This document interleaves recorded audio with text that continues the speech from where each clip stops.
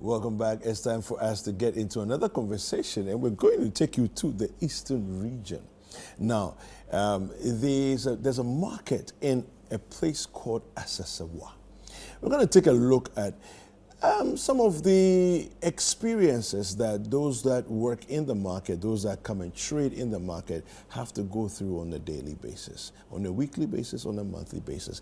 Now, the market has legendary status as far as Ghana is concerned.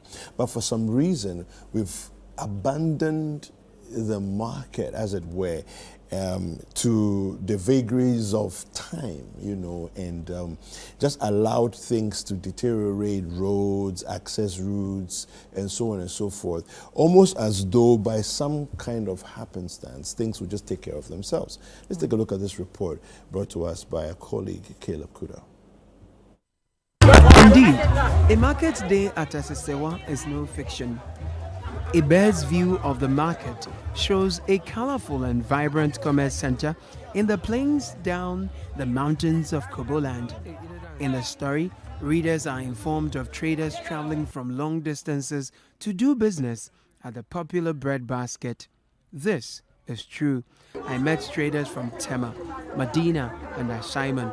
I was told people travel from as far as Kumasi to come by to sell.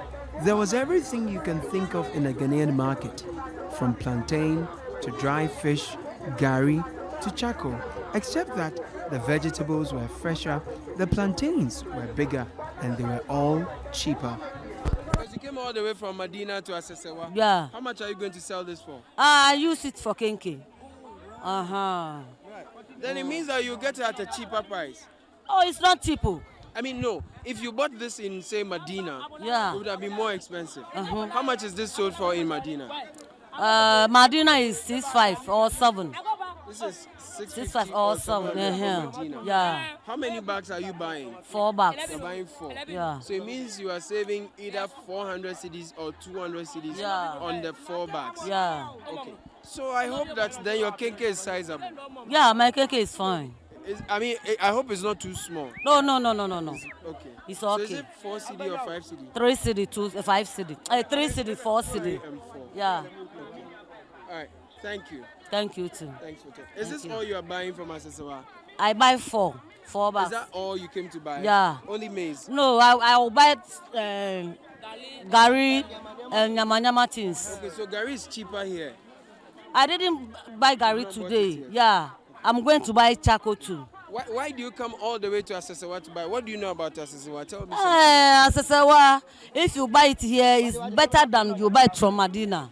Yeah. If you buy it from here, from Medina, maybe 4 bags, you get profits like 40 Ghana or 4 million or 2 million. You can use it to buy another thing. Yeah. When you look at the distance, I mean the road you have to travel on, the stress and all, is it worth it? It's good for me. I met 2 elderly farmers, one in his late 70s and the other early 80s. They were both going strong at the advanced ages, but each had concerns over the agri sector. One thing that is worrying us here is when we bring maize to the market here, those people from Accra, they have to give us the price. When you bring the maize, you sit down until they tell you the price. So the price that they like, that's what they give I us. thought as a farmer you would decide how much you're selling. No. When you come, they will not buy the maize for you.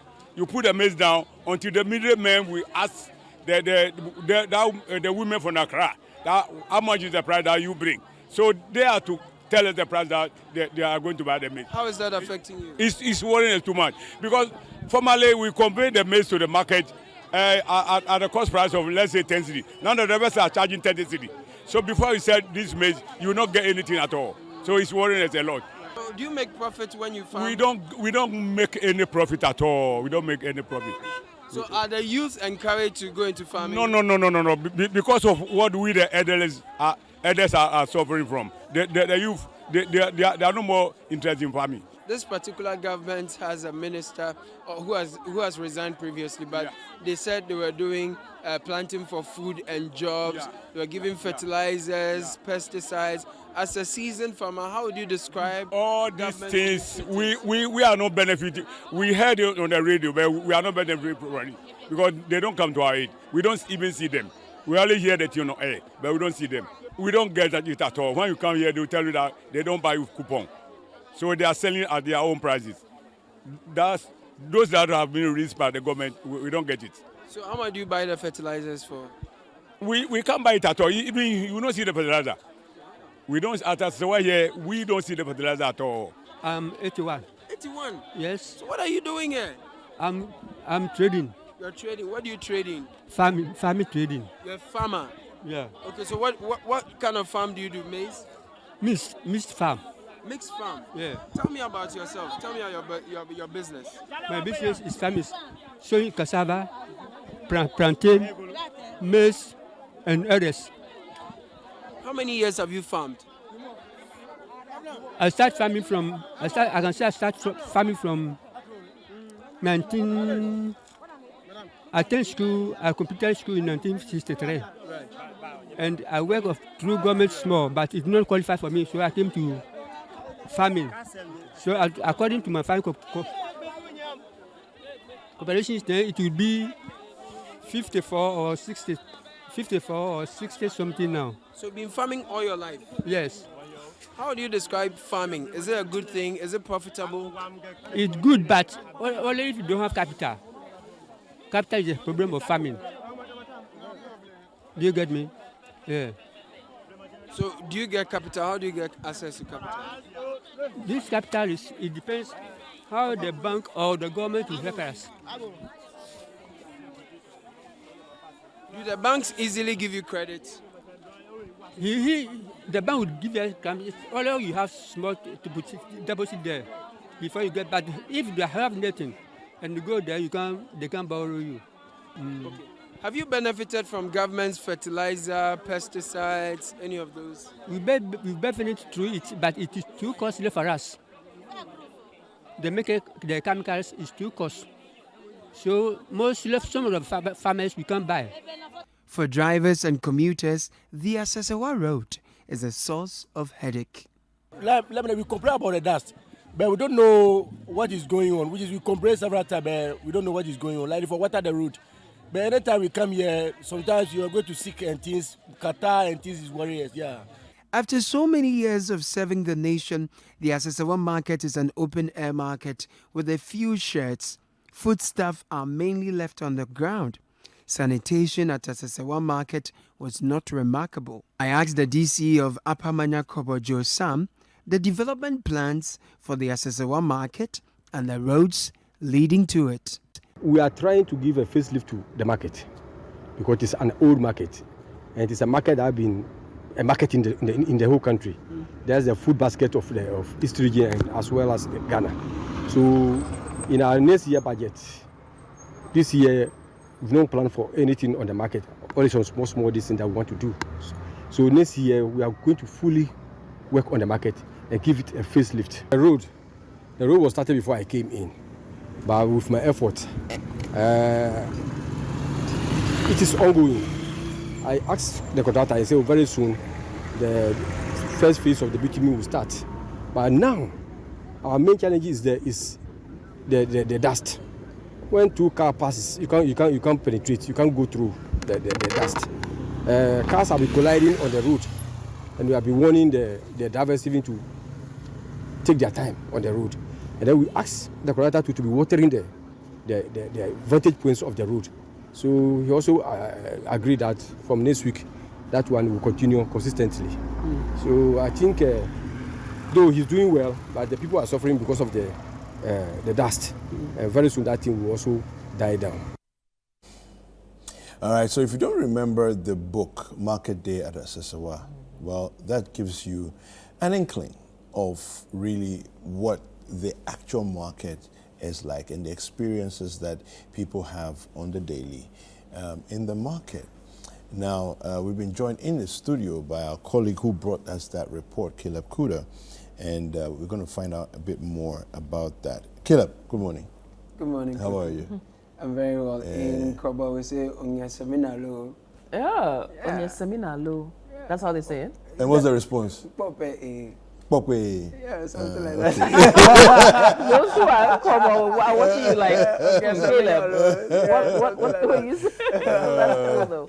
So you went to market day at Asesewa. Yes, we went to relive the market day at Asesewa. First of all, you know, yeah, no, I was going to say that it's the first time we're having breakfast in this studio. I'm loving it. The way how you stretched that is like, this is good. I love it. Can I cross my leg? I love what I see. feel free. Yeah. Yep. It's nice. I love this place. What was the journey to the market like? Yeah, that was interesting.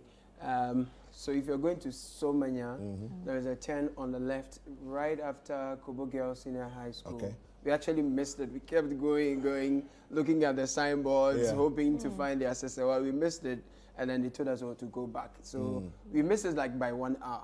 Oh. By an hour. Oh, wow. So by the time we realized we were lost, when we checked Google Maps, it was going to take us an hour to get to Assesewa. Yes. Oh, but that's I've lost. Wow. had that kind of a miss before. You know, you just miss the junction and you keep going. I mean, for an important market like Assesewa, Yes, right? you would think. If you're going there and you're just relying on the signboards, it tells you that something is amiss. Like you need to have a proper signage that's leading people to the Assesewa market.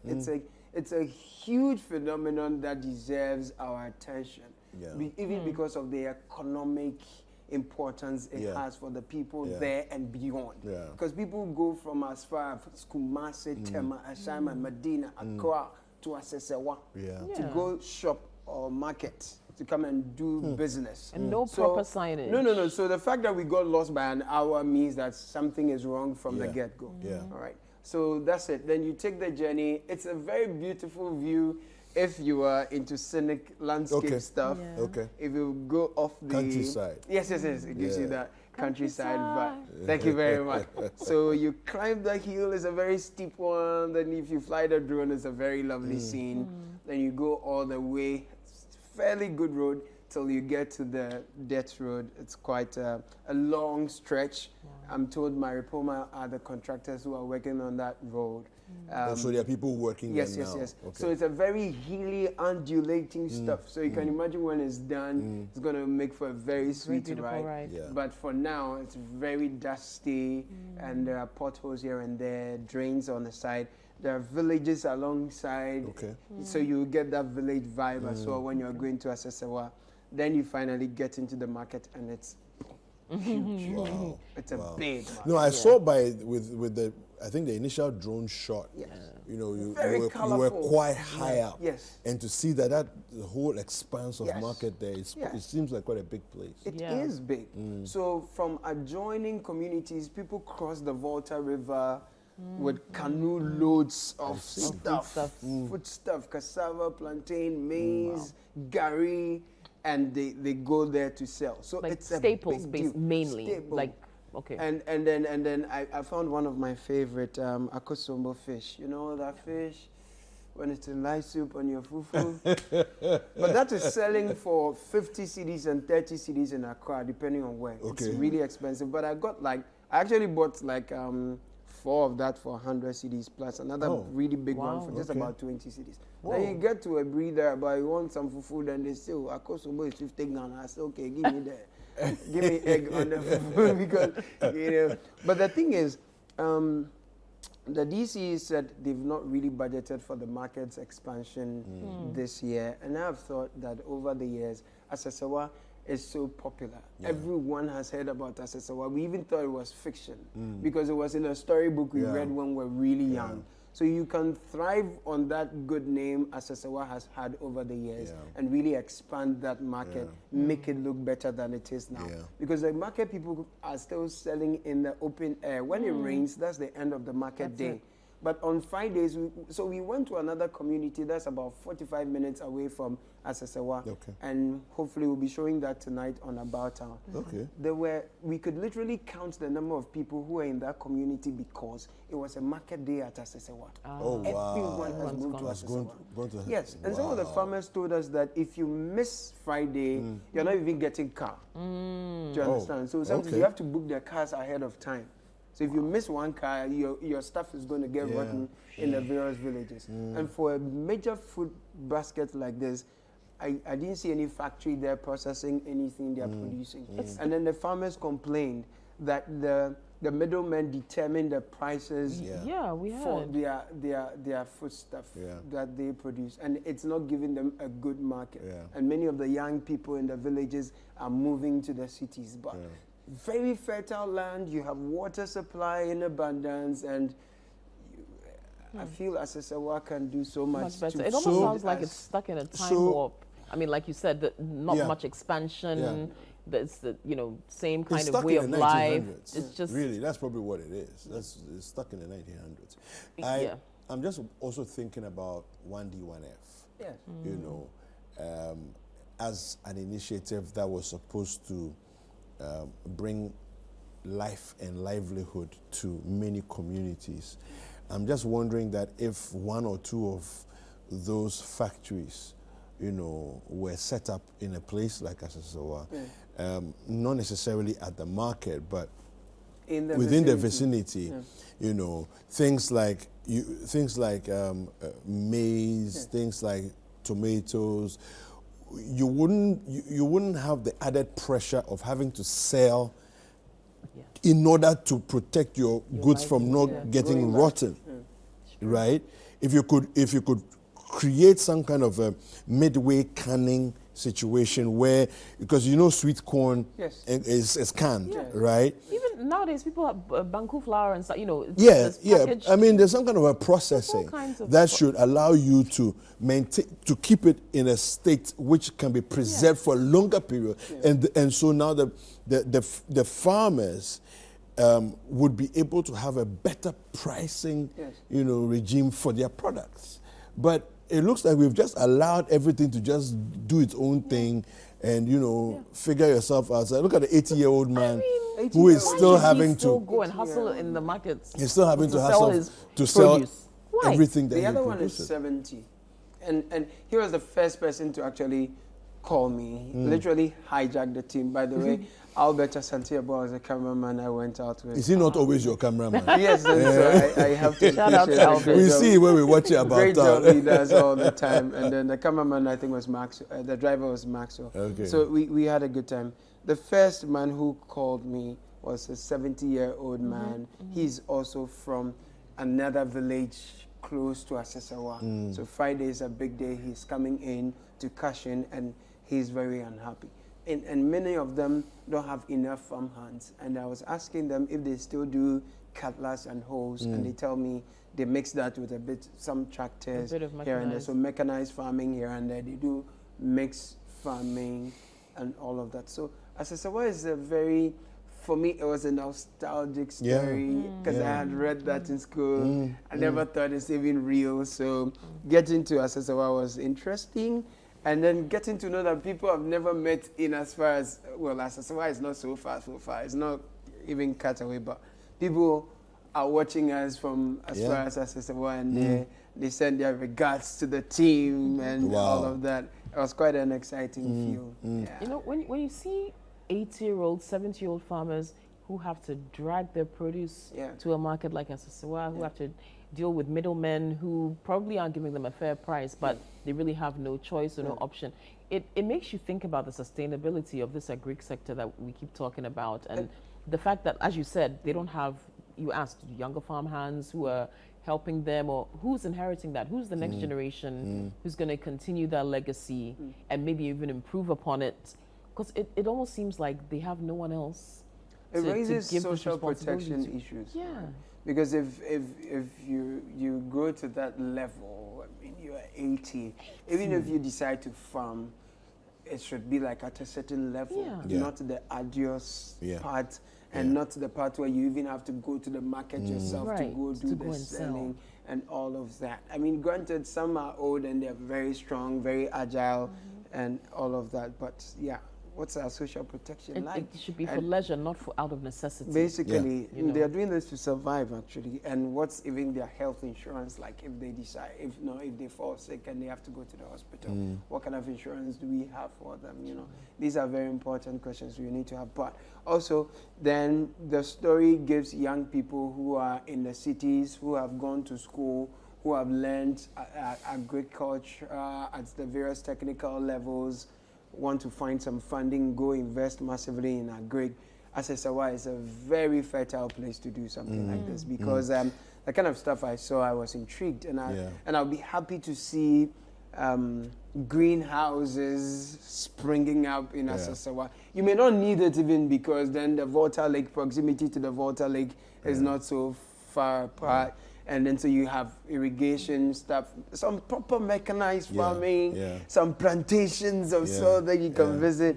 I really would love to go back to Asesewa, and someone has gone back there because of this story to invest massively in agriculture. People are coming from as far as JJT and some other communities that I can't even readily recall. So, It's fascinating. I mean, apart from the lack of stalls, warehousing, silos, and all of that, you also have the challenges with the dusty environment. Somebody was talking about Qatar, you know. The DC actually said when two cars pass by each other, you can't see ahead of you, and that's so true. We experienced that a number of times. But that's very dangerous. Extremely dangerous, given that the road is very curvaceous and all of that. If you don't know the road too well, and imagine you're driving at night, that could be very dangerous. Now, the issue of places of convenience, it looks like they also, you know, would struggle with that kind of thing. It's like the market is almost like free-for-all type of setup where it's like, you guys figure yourselves out. There's nothing officially structured for them.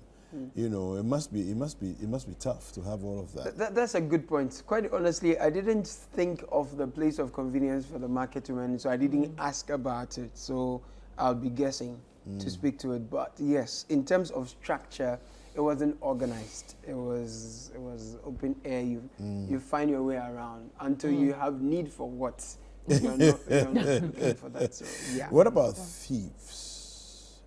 Because that's always something that we don't necessarily think about as patrons of market spaces. But traders, I think someone could pick your pocket. But traders have to deal with those kinds of things. Oh, right. You know. I didn't experience that. And no one complained to me about that. And even the issue of highway robberies. You know, there was a story we brought recently, I think it was Bimbila, where people have to travel through the night, 24 hours sometimes, and they get robbed. Because they know the traders have money. Yes, what I think is, if these happen at Asesewa, my people would have told me. Okay. The street would have told me. So let's not give people ideas. I think, I mean, I didn't think about it. And again, the journey can be lonely given how detached it is from the closest communities and all of that. I do not know if people travel overnight, if they do journeys overnight. I've not checked that. So I cannot speak to highway robberies. But again, if it was something that was happening, it would have first of all made the news, and we would have heard about it. So let's hope that whatever it doesn't happen or is not a trend. Okay. So yeah. Fantastic. Caleb, thank you very much. What time is About Town tonight? About Town is at 7 p.m. Mondays and Thursdays at 7:30. That's a repeat. Sometimes we bring you a new episode as well. And you can always check out, if you've missed out on any, on Citi Tube, About Town. Nice. You'll find a whole lot to feast your minds and relive some memories. All right, fantastic. Nice one, Thank you very much for joining us this morning.